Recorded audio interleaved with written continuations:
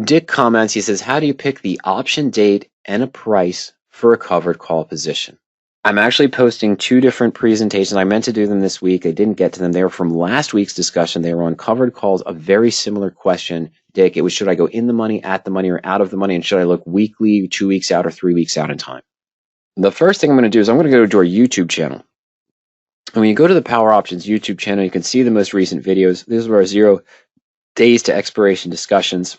We're going to add those covered calls ones and today's discussions this weekend. So you guys are going to have about 5 videos to go through on the extended weekend. I'll have that all set for you on Saturday and Sunday.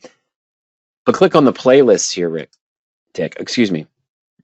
And the playlist, we have about 12 different strategies where we've put together different videos, 10 to 12 different videos in each strategy to sort of walk through the basics, step A, B, C, D, and E. And if you go to covered calls, strategy, approach, and management, now this one here, what is the best covered call strike price? It's a quick, 1 minute and 33 second, more of a promotional video that I did, but it's there and it's still some useful information. But this one here, calculating the best strike price for a covered call, looking at mainly what you want to do. Why are you using covered calls in your portfolio? And I'm not saying that to bash covered calls. We know they have risk. They have, the advantage of a covered call is, hey, we get some premium, we get some downside hedge, but you're still taking on 98, 97, 96% of the risk of owning stock outright. And you say, well, that's why we use stop orders. Well, stop orders are just assumed assurance. Like my PSTG position, when the stock was up in the 61 range and I put in a 2 or 3% stop and the stock gap down after earnings down to a loss of 14.5, 15%, I don't get filled at that 2% stop. I get filled at whatever the market's offering. That order is triggered. They get me at the 14.5% drop. And this is one of the advantages of using that married put structure. But there's some videos here that you might want to take. The 10-minute one, calculating the best strike price for a covered call. You might want to take a look at this one too. But we're going to go ahead and talk about a similar discussion to what we talked about last week. I'm looking one stock at a time. I'm going to stick with PSTG as an example here. And I'm going to go to just the chain. Dick, when I go to the chain, I'm going to, oh, no. My apologies. I don't want to use PSTG, I don't think. Let me take a look. No, I don't. Is MMYT one? I apologize.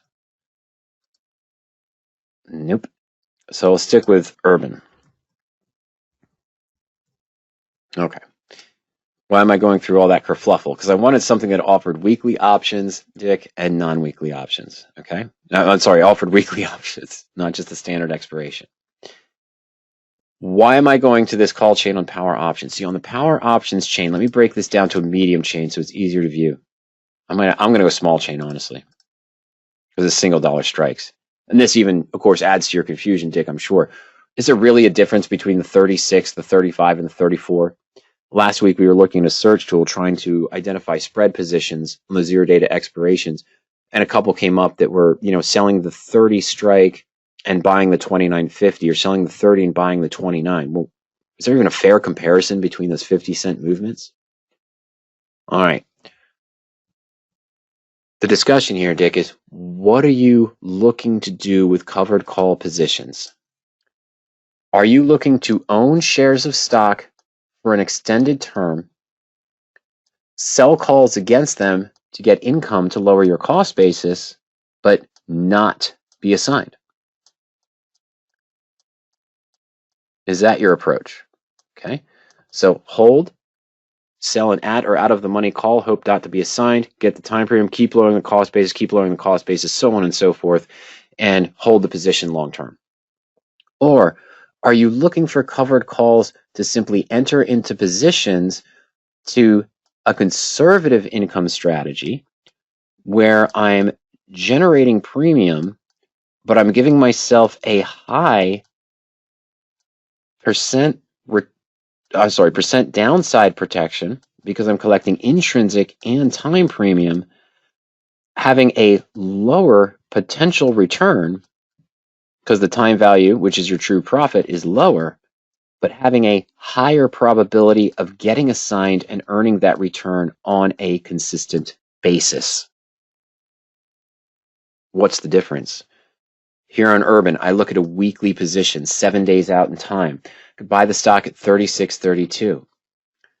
Now, if I sold the 35 strike, I could get 158 in premium.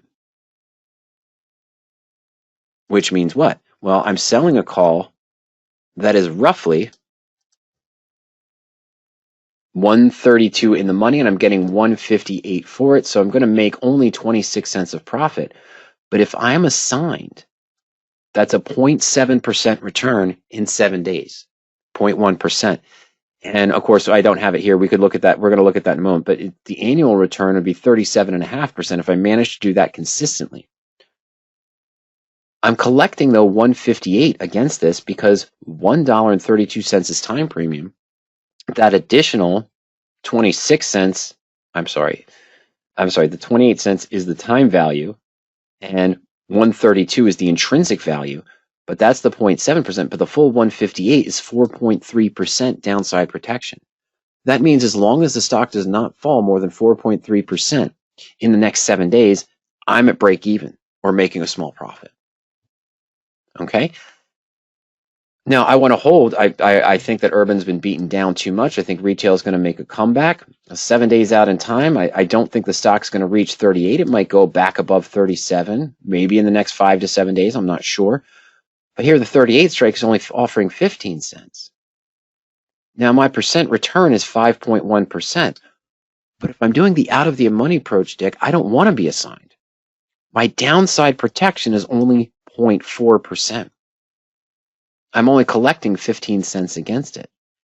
And by the way, with this in the money approach here, the 158.7% in 7 days, 37.5% annualized return, I have a 78.5% theoretical probability above, meaning the theoretical chance that Urban would stay above $35, I'd get assigned and make that 0.7% return in 7 days, while still having a 4.3% downside protection.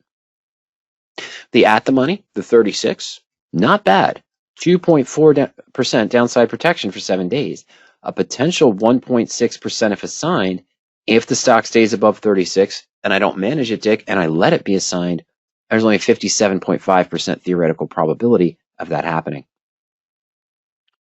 Now, here's the gamble. Not the gamble, but again, going back to that first part of the discussion, are you in camp one?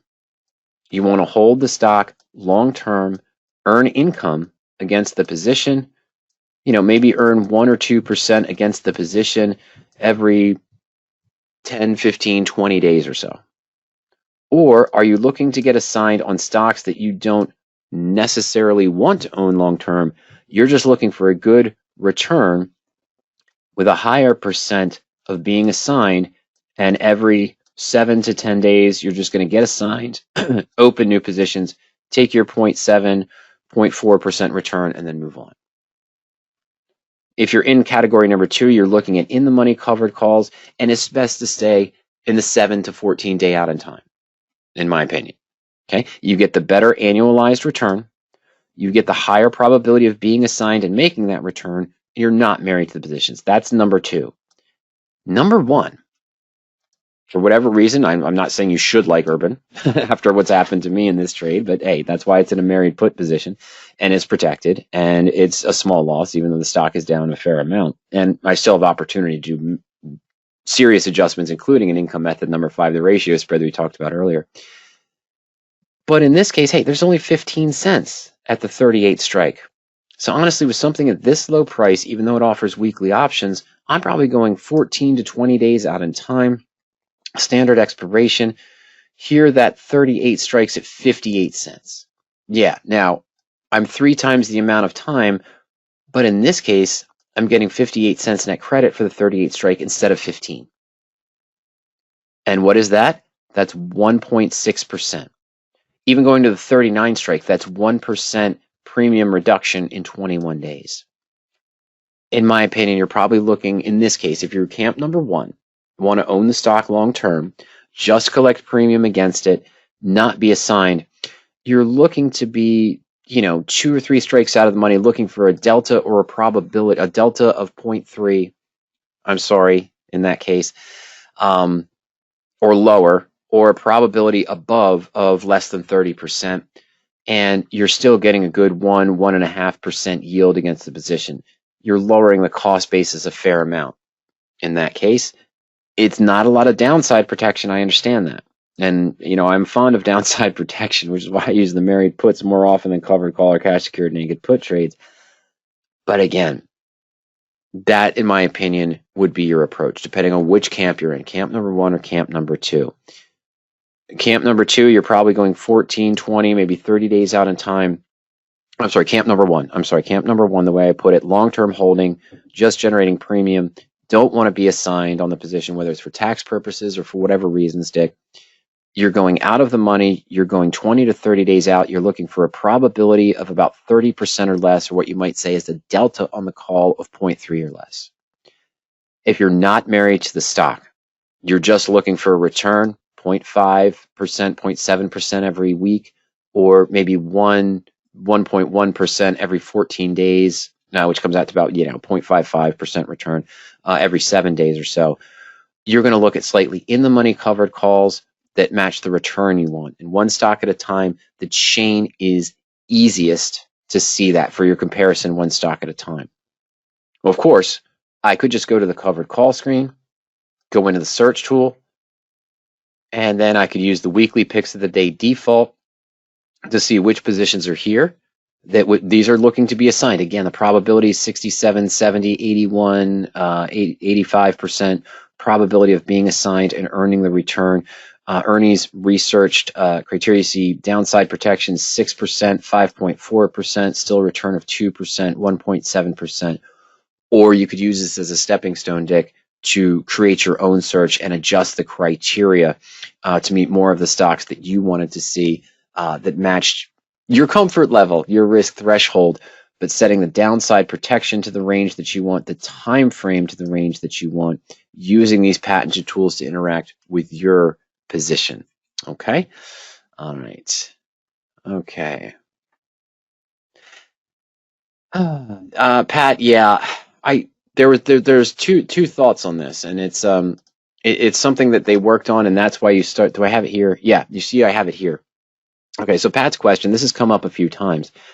On the search tool, we're only showing the top 15 results, so you can still see it here. Pat, as I'm scrolling, the columns are staying. Okay, so what he was asking about is that, have you ever looked at a reason to make the columns stay the way that they are on the field? And when they made some changes to this view, that's what they did. So they made it a block, Pat, in the search tool and in the search by symbol tool, where it's set to a limited number of columns that would fit on the screen width. And that's why you're starting to see these new plus signs over here on the left, because I have other criteria that I have selected, but it's not showing up in the column field. That's why that green plus is there, so I can see, my open interest, my implied volatility. And if these were more important, I'd swap them out, change the column order, Pat, in that case. That has not been done with the chain yet, as you've noticed. So on the chain, when we were just at PSTG, as Pat noticed, or we were looking at our band, I apologize, and I went to the wrong place anyway. The column headings don't hold. So if I go to all expirations, and I'm in the large chain, see, now I've lost I see them down at the bottom, but I've lost it. Let's go back to urban, because that was single strike and there were much more there. But you all saw it when I was going through it. So the column headings of what the column data is, I'm on the large chain, so now it's gone. I don't know what they are. I'm going to scroll down here. Okay, now I see them at the bottom, so I can see them from the weekly to the next week, today's expiration to the next week, but then I lose them again. So the only way to really do that, Pat, is they're on it, but this view is you can tell is a little bit more interactive, because the highlighted columns highlighting what's in the money, not highlighting what's out of the money for a quicker view of where your positions are again. But I think that is the next play to do. This is the next thing on the programmer's list in order, from the search tool to the search by symbol. Some of the columns and the rollout opportunities on some positions so far, again, in that case, so that I'll walk you through it. Got ahead of myself there. That's what we're looking at. It is on the search. It is on the search by symbol. It's not on the chain yet, but it's probably going to be, Pat. All right. And yeah, it's definitely on the list. Okay. So Dick says, thank you. A lot of options I need to consider. Absolutely. And maybe even before I post your presentation, Dick, I will post one of the presentations we had last week, which again was similar to this one, calculating the best strike price for a covered call. Check out that playlist there. It's a 10-minute video. If you have the time tonight, or if you have the time this weekend. Of course, tomorrow at some point, we'll go ahead and post this discussion and hopefully the other two discussions. But I want to get that covered call one that I'm 5 days behind on. The two covered call discussions we had, I'm 5 days behind on. So I might get to yours on Sunday in that case. But you've got things to look at. And I think this presentation is a little bit cleaner than what we just did on the fly for you. But that's really the discussion, is what camp are we in for the stocks that you want to hold in your portfolio? Are you just looking for that consistent return? Another approach, Dick, is a mix. All right, you've set maybe your portfolio, your options trading portfolio to be 50, 60% of covered call positions because you're just getting started, or you like the strategy, you feel it's conservative. Well, maybe 35% of those are the ones you're holding long-term and selling out of the money, and the other 65% are ones you're using in the money to get assigned and just get that weekly or 2-week return with a high probability of being assigned, but matching the return for what your trading goals are. Trading goals, everyone's different, Dick. You decided to do covered calls as an income strategy. That's great. But what are your targets for it? Is it because you think you can make 2% per month, 1% per month, 0.5, 0.7% per week? Possible in the right market conditions, but we know that covered calls have that flaw with the downside risk. If I take a 3%, 4% downside protection, I'm still risking 97 or 96% of what I'm risking on the stock position. Okay, so you always want to keep that in mind, but that's your goal for your trading plan. What is my return goals, and what strategy within the covered call strategy can get me to that? Of course, the most often with the most probability, but are there some positions I want to hold long term that I don't want to be assigned? Maybe I'm using those with the out of the money approach. Maybe I've got a 50-50 balance in covered calls in that portion of your portfolio you've allocated to covered calls. Some 50% that are in the money with that 75, 80% probability of being assigned and earning the return, and 50% that are stocks you're holding longer term that you're using that out of the money call maybe 20, 25, 30 days out with a delta less than 0.3. That's pretty common, or the probability of being assigned of less than 30%. As long as the premium generation still matches that 1.5% you're looking for with the out of the money covered call trade. Okay. And I apologize. I had a separate thought why I went back to the, oh, I'm sorry. What I wanted to say, Dick, is remember, of course, as PowerOptions user, you want to have further discussion on this. Now, we won't have any availability on Monday, of course, because the market's closed. But remember, in addition to that YouTube video I showed you going into the playlist there, hey, why use in the money covered calls? You might want to follow up calculating the best strike price with why use in the money covered calls. A lot of investors I talked to are like, why would you sell a call below the stock price? You're losing money. No, you're not. No, you're not. If you do it right, you're not losing money at all. You're giving up something, but in order to make the return on a more consistent basis. But more importantly, tools for rolling covered calls, and we saw some of that in the beginning of the presentation. We talked about the stock repair tool, triggers for rolling the covered call, optimum time frame to roll a covered call, take assignment or roll, rolling a covered call that goes against you. Should I roll my in the money covered calls, just let them be assigned? What about my out of the money calls? Should I just get out of the position if the stock fell below the strike and it's not going to be assigned? Should I continue to sell against it, or should I just get out of the position altogether? There's a lot of useful information here for the covered call approach. And of course, further than that, we do offer the full course here on covered calls, the aggressive strategy for the conservative investors. That's a full product there. I believe it's about $220, if I'm not mistaken, $240. But that's Ernie's thoughts on the covered calls. But also what I wanted to mention, of course, Dick, as a PowerOptions member, after you've watched some of those videos, you see some of the videos we post from this weekend related to the covered call structure. Remember, you can go into that free coaching link at any time, and you can schedule a coaching session. It's a 35 to 45-minute phone conversation, Dick, where we can go deeper into this discussion that we're having about your covered call approaches and about, hey, what is the best strike price? But again, check out those videos, calculating the best strike price for a covered call. You don't have to watch the minute 33-second one. That was just for fun. but then some other useful information there. And then we'll put this presentation up as well as just a refresher, reminder of what we covered to keep the wheels turning in addition to some of these in our playlist as well.